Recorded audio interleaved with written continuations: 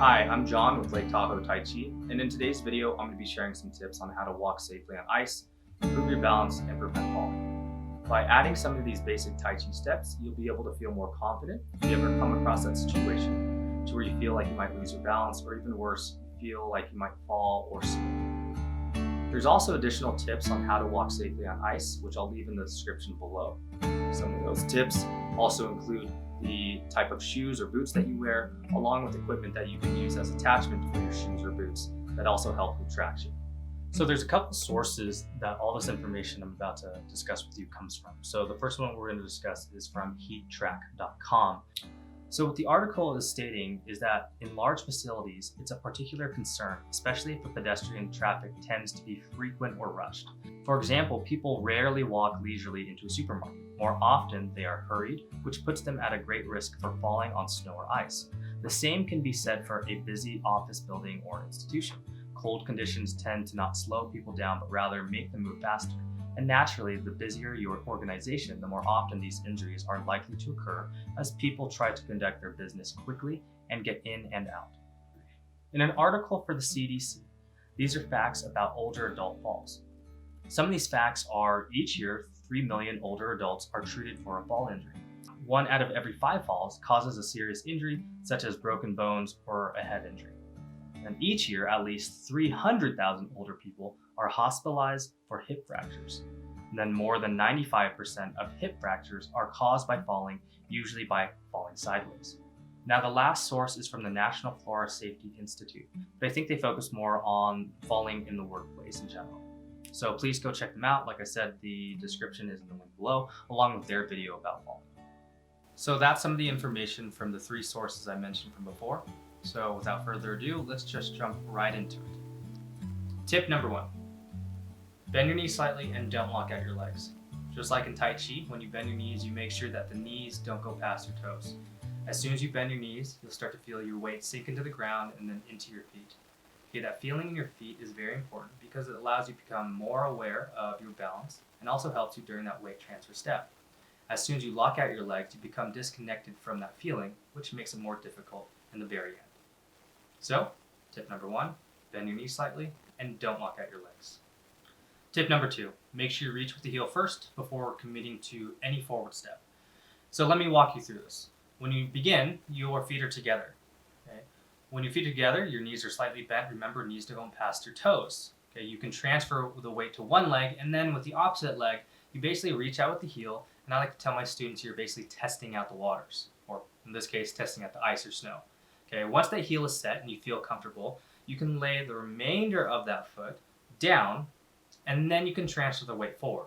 A couple things to look out for, though, is making sure that when you move forward, you're not locking the back leg and you're rising up.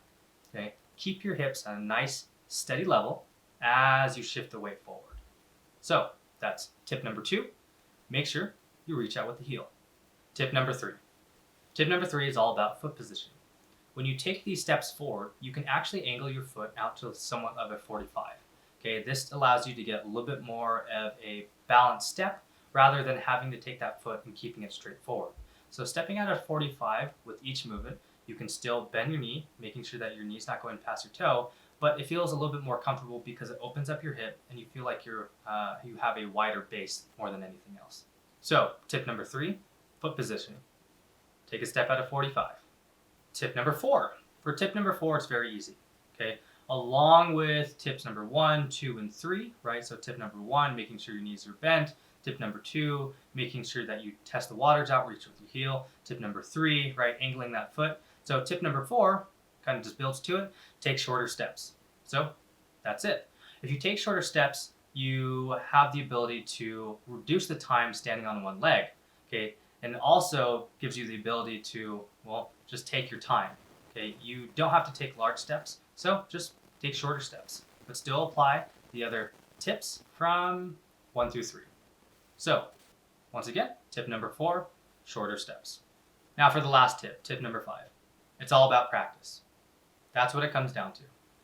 If you don't feel confident walking on ice, snow, or in any area that you feel you might lose your balance and you can slip and fall, well, then there's a lot of different types of practice drills that can help you improve your balance and prevent falls. Okay, they don't just have to be Tai Chi movements or drills. Okay, some of them can be part of an exercise program. But just remember, there's a lot of available information online that can help you improve your balance and prevent falls. But these are just some of the steps and some of the tips that I like to share with you guys to help you improve your overall balance, be more aware when you are walking on ice or snow, and hopefully prevent falls. So that's it for these helpful tips on how to walk across ice safely. So let's review them really quick. So tip number 1, make sure you bend your knees and don't let your knees go past your toes. Tip number 2, make sure that you reach with the heel, kind of testing out the water before you commit or transfer any weight forward. Step number 3, make sure you angle the foot. It's a little bit easier when you angle the foot out at a 45 versus keeping your feet straight forward.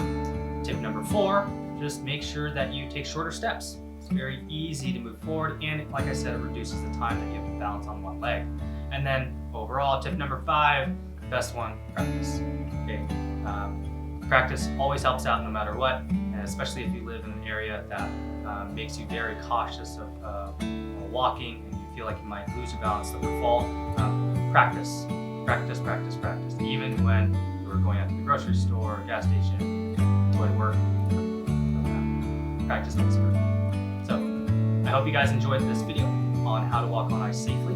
And please let me know if you guys have any questions or any comments, feedback. Please leave it in the comment section below. And I'd like to hear from you guys. So please like if you can as well too. And subscribe, that way you can stay up to date on notifications for new content. So thank you very much. I hope you guys have a great day.